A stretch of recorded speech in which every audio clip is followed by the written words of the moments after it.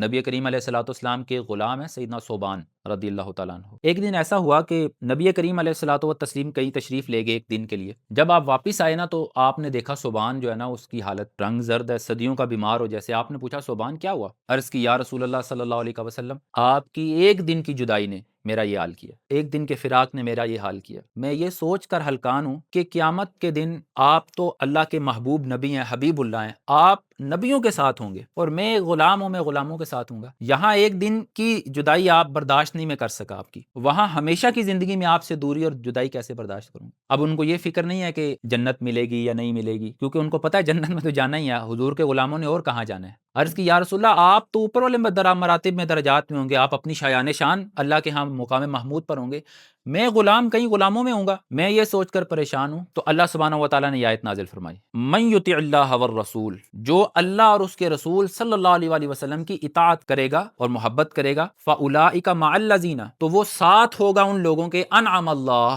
اب وہ کون لوگ ہیں؟ انعم اللہ یعنی انعام یافتہ لوگ کون ہیں؟ من النبیین، انبیاء، گروہ انبیاء، والصدیقین، گروہ صدیقین، تیسرا ہے والشہداء والصالحین، اور چوتھا گروہ ہے صالحین کا۔ وحسن اولئک رفیقا، اور یہ جو لوگ ہیں ان کی رفاقت کتنی ہی خوبصورت، کتنی ہی اچھی ہے، یعنی اللہ خود ان کی رفاقت کی تعریف کر رہا ہے۔